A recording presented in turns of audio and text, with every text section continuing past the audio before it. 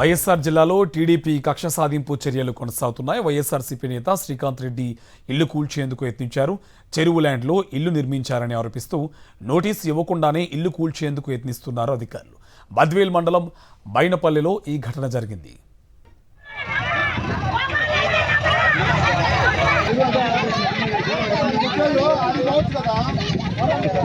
ఎన్ని ఇల్లులు ఉన్నాయి ఒక్క ఇంకమా మొత్తం చేయండి.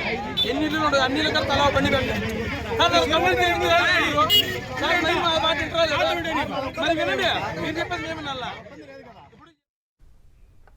వైఎస్ఆర్ జిల్లాలో టీడీపీ కక్ష సాధింపు చర్యలు కొనసాగుతున్నాయి. వైఎస్ఆర్సీపీ నేత శ్రీకాంత్ రెడ్డి ఇల్లు కూల్చేందుకు యత్నించారు. చెరువు ల్యాండ్లో ఇల్లు నిర్మించారని ఆరోపిస్తూ నోటీసు ఇవ్వకుండానే ఇల్లు కూల్చేందుకు యత్నిస్తున్నారు అధికారులు. బద్వేల్ మండలం బైనపల్లిలో ఈ ఘటన జరిగింది. దీనికి సంబంధించి మరింత సమాచారం మా కరెస్పాండెంట్ కడప నుంచి శ్రీనివాస్ అందిస్తారు. శ్రీనివాస్, డీటెయిల్స్ ఏంటి?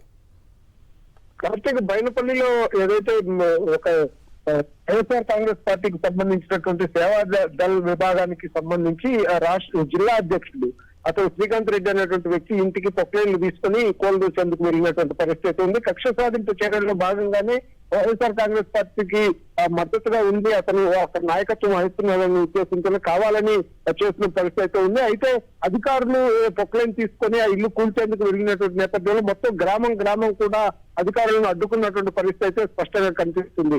ఆక్రమణలు ఉన్నాయా లేదా అనేది కనీసం నోటీసులు కూడా ఇవ్వకుండా ఈ విధంగా తొలగించడం అనేది సరైనటువంటి విధానం కాదనేది వాళ్ళందరూ కూడా ఆరోపిస్తున్నారు. ఇప్పటికే కొంత ఉద్రిక్త పరిస్థితులు, గ్రామస్తులందరూ కూడా ఏదైతే వెళ్ళినటువంటి అధికారులను చుట్టుముట్టేటువంటి పరిస్థితి ఉంది. దీనికి తోడు మున్సిపల్ చైర్మన్, అదేవిధంగా అక్కడ ఉన్నటువంటి ఎమ్మెల్సీ గోవిందరెడ్డి వీళ్ళందరూ కూడా ఆ సంఘటన స్థలానికి చేరుకున్న పరిస్థితి. పూర్తి స్థాయిలో వైఎస్ఆర్ కాంగ్రెస్ పార్టీకి సంబంధించినటువంటి కార్యకర్తలు, నాయకులు కూడా అక్కడ చేరుకున్నారు. ముఖ్యంగా గ్రామస్తులందరూ కూడా ఏదైతే అధికారులు చేస్తున్నటువంటి తెలుగుదేశం పార్టీ కక్ష సాధింపు చర్యల్లో భాగంగా వాళ్ళు చెప్పారని చెప్పి వీళ్ళు వచ్చి కూలదోయడానికి వచ్చిన నేపథ్యంలో గ్రామస్తులందరూ కూడా తీవ్ర స్థాయిలో వ్యతిరేకిస్తూ వాళ్ళని అడ్డుకునే పరిస్థితి ఉంది. ఇప్పటికీ కూడా ఆ ఉద్రిక్తత అయితే కొనసాగుతుంది.